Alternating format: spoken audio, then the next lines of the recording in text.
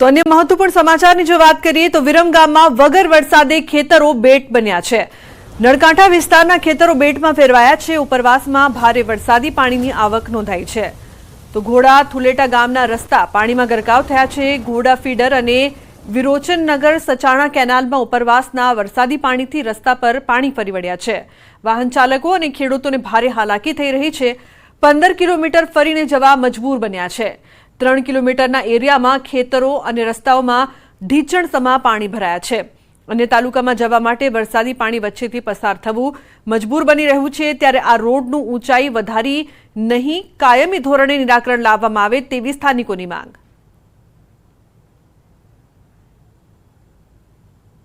વગર વરસાદે ગ્રામ્ય વિસ્તારની અંદર પાણી ભરાયા છે। વિરમગામ તાલુકાના ગ્રામ્ય વિસ્તારનો નજારો તમે જોઈ રહ્યા છો કે જ્યાં સુધી તમારી નજર પહોંચે ત્યાં સુધી પાણી જ પાણી દેખાઈ રહ્યું છે।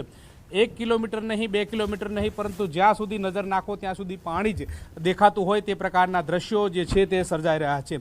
મહત્વનું એ છે કે વિરમગામના નળકાંઠાના ગ્રામ્ય વિસ્તારની જે કાચી કેનાલો જે છે તેમાં ઉપરવાસના વરસાદી પાણીની આવક થવાના કારણે ઘોડા ફીડર, વિરોચનનગર સચાણા કેનાલના ઉપરવાસના વરસાદી પાણી ફરી વળ્યા છે, જેના કારણે ખેતરો જે છે તે બેટ બન્યા હોય તે પ્રકારની સ્થિતિનું નિર્માણ થયું છે। લોકોએ ડાંગરનું વાવેતર કર્યું હતું, પરંતુ ડાંગરનું વાવેતર પણ બળી ગયું હોય તે પ્રકારના દ્રશ્યો આ ખેતરો મારફત જોવા મળી રહ્યા છે। એટલે કે સમગ્ર વિસ્તારની અંદર જે જઈ શકાય છે કે જે પ્રમાણે સમગ્ર વિસ્તાર જે છે તે બેટમાં ફેરવાયો હોય તે પ્રકારની સ્થિતિ જોવા મળી રહી છે। એક તરફ ખેડૂતોએ વરસાદ થાય, વરસાદી વાતાવરણ બને ત્યારે વાવેતર કરતા હોય છે, પરંતુ વાવેતર કરે તે પૂર્વે જ આ પ્રકારની સ્થિતિનું નિર્માણ થયું છે। એટલે કે ખેડૂતોને હવે ફરીવાર વાવેતર કરવાની નોબત આવે તે પ્રકારની સ્થિતિનું નિર્માણ થયું છે। કેમેરા પર્સન અમિત શર્મા સાથે ગૌતમ શ્રીમાળી, ન્યૂઝ 18 ગુજરાતી, વિરમગામ। તો અમદાવાદમાં ખારીકટ કેનાલ પ્રોજેક્ટને લઈને કોંગ્રેસનો વિરોધ। પ્રિકાસ્ટ આરસીસી બોક્સના બદલે આરસીસી વોલ બનાવતા વિરોધ કરવામાં આવ્યો છે। 240 કરોડનો ભ્રષ્ટાચાર થયો હોવાનો કોંગ્રેસનો આરોપ છે। ખારીકટ કેનાલ પર બેનરો લગાવીને વિરોધ નોંધાવ્યો। કામ જલ્દી પૂરું કરવા અને ભ્રષ્ટાચારીઓ સામે પગલાં લેવાની માંગ। તો 1200 કરોડના ખર્ચે એએમસી ખારીકટ કેનાલનો કરશે વિકાસ। ખુલ્લી ખારીકટ કેનાલને અંડરગ્રાઉન્ડ કરવાનો છે પ્રોજેક્ટ। ખારીકટ કેનાલ અમદાવાદ પુરાના લોકો માટે ખૂબ મહત્વની યોજના છે। અમારા માટે સોનેરી સ્વપ્ન સમાન યોજના છે। આમાં કોઈ પણ પ્રકારનો ભ્રષ્ટાચાર ન કરવામાં આવે અને જે પણ ભ્રષ્ટાચાર કરી રહ્યા છે તેના વિરુદ્ધ પગલાં ભરવામાં આવે।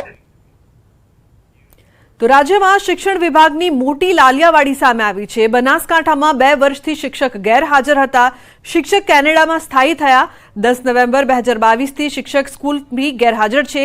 ત્યારે 2 વર્ષથી શિક્ષકની હાજરી ન હોવાથી શાળામાં શિક્ષકની ઘટ વર્તાઈ રહી છે।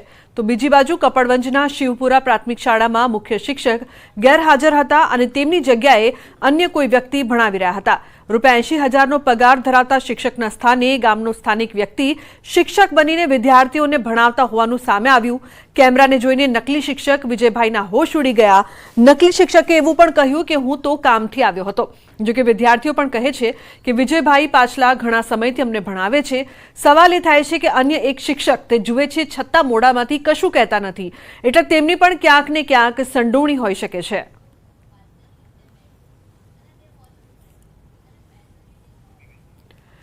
તો મહેસાણામાં વધુ એક શિક્ષક વિદેશ પ્રવાસે। કડીની રણછોડપુરા શાળાની શિક્ષિકા ઓગસ્ટ 2023થી શિક્ષિકા શાળામાં હાજર નથી, છતાં શિક્ષિકા કવિતા દાસ વિદેશમાં હોવાની માહિતી। જિલ્લામાં અન્ય 10 શિક્ષકો લાંબા સમયથી ગેરહાજર છે। કડી, જોટાણા, વિજાપુર, મહેસાણામાં શિક્ષકો ગેરહાજર છે। છેલ્લા 9 મહિનાથી ગેરહાજર હોવાની માહિતી મળી રહી છે।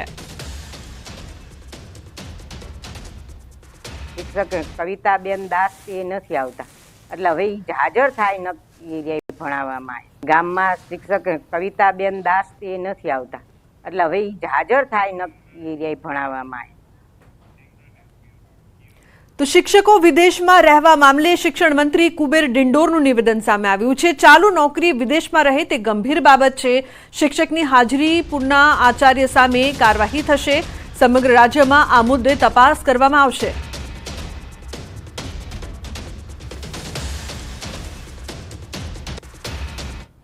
આવનારા સમયમાં એક શિક્ષકની વાત અમારા ધ્યાન પર આવી છે અને હવે હું ઝુંબેશના રૂપમાં અમારી જે 32,000 ઉપરની જે અમારી શાળાઓ છે ત્યાંથી અમે રિપોર્ટ મંગાવીશું ને એ ગેરહાજર રહીને વિદેશમાં ગયો છે અને નોકરી ચાલુ છે એ તો ગંભીર બાબત છે જ, પણ સાથે સાથે જો એની હાજરી પૂરનાર જે છે એ વધુ દોષિત છે. એટલે પહેલાં તો સજા પનિશમેન્ટ કરીશું, પણ જે એને સપોર્ટ કરનાર જે છે, જે શિક્ષક ત્યાંનો જે આચાર્ય હોય કે જે કંઈ હોય, એની વધુ જવાબદારી બને છે. એ અમારા બાબત ધ્યાન પર આવી. કાલે જ મેં રિપોર્ટ મંગાવ્યો છે.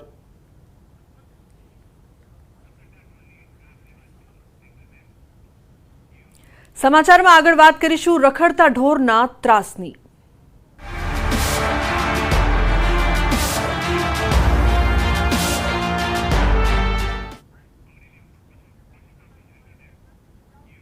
તો હજુ પણ ઢોરના ત્રાસથી લોકો પરેશાન થઈ રહ્યા છે. અમરેલી રાજુલા શહેરમાં રખડતા પશુના કારણે અકસ્માત. જાહેર માર્ગ ઉપર અડીંગો જમાવીને બેઠેલા પશુના કારણે દુર્ઘટના સર્જાઈ રહી છે. રોડ પર પૂર ઝડપે જઈ રહેલા બાઇક સવારે પશુને લીધું અડફેટે. જાફરાબાદ રોડ પર 4 દિવસ અગાઉ થયો હતો અકસ્માત. પશુને અથડાતા બાઇક સવાર યુવક છે તે ફંગોળાયો હતો. ઘટનામાં ઇજાગ્રસ્ત બાઇક ચાલકને હોસ્પિટલમાં ખસેડવામાં આવ્યા છે.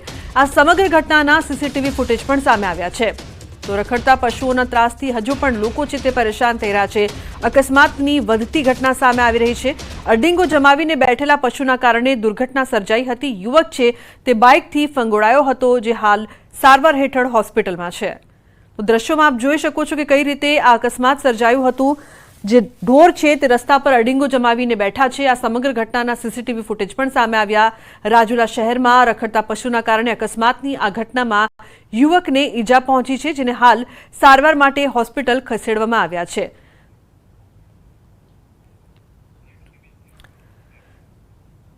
તો હાલ રાજ્યમાં વરસાદથી મોટા ભાગના સ્થળોએ રસ્તાઓ ધોવાઈ ગયા છે, તો ક્યાંક ખાડાઓ પડી ગયા છે. તેવામાં સમગ્ર રાજ્યમાં ખરાબ રસ્તાની સમસ્યાની બૂમ પડી રહી છે. ત્યારે હવે લોકો સ્વખર્ચે જ રસ્તાનું સમારકામ કરવા મજબૂર બન્યા છે. વાત છે અમરેલીની, જ્યાં વડિયાથી બાટવા દેવલી સ્ટેટ હાઈવે લાંબા સમયથી બિસ્માર હાલતમાં છે, જેને વડિયાના વતની અને હાલ સુરતમાં રહેતા વેપારીએ સ્વખર્ચે જ રસ્તાનું સમારકામ કરાવ્યું છે. વેપારીને પોતાના વતન આવતા સમયે આ ડિસ્કો રોડનો સામનો કરવો પડતો હતો, જેને લઈને તેઓએ અનેક વખત સરપંચ સહિતનાઓને રજૂઆત કરી હતી, પરંતુ સરપંચને મંજૂર સ્ટેટ હાઈવે નવરાત્રી બાદ બનાવવાનું ધારાસભ્યએ વચન આપેલું હતું. પણ નવરાત્રી સુધી લોકોને હાલાકી ભોગવવી પડે તે ખેર ધારાસભ્યને જાણ નહીં હોય, જેથી કંટાળીને આખરે વેપારીઓએ પોતાના ખર્ચે રસ્તામાં માટી નખાવીને સમારકામ કરાવ્યું છે. તો તંત્ર માટે રજૂઆત કરી સરપંચને કે ભાઈ આનું તાત્કાલિક ધોરણે તમે કોઈ પણ સોલ્યુશન શું થઈ શકે, તો કે આપણે ભરતી જે ટાઈસ છે અત્યારે વડિયાની અંદર એ લોકો નખાવી રહ્યા છે પંચાયત વાળા. તો મેં તો આપણે આ કામ કરાવવું હોય મને કે તો પછી કે તમારે કોઈ દાતા ગોતવા પડે. મેં તો મારા ખર્ચેનું આ રોડ આખો કરાવી દઉં. વડિયાથી બાટવા દેવડી સુધી સ્ટેશન સુધી જે રસ્તો ખરાબ છે એ મારા ખર્ચે હું કામ ચાલુ કરવાનું કીધું.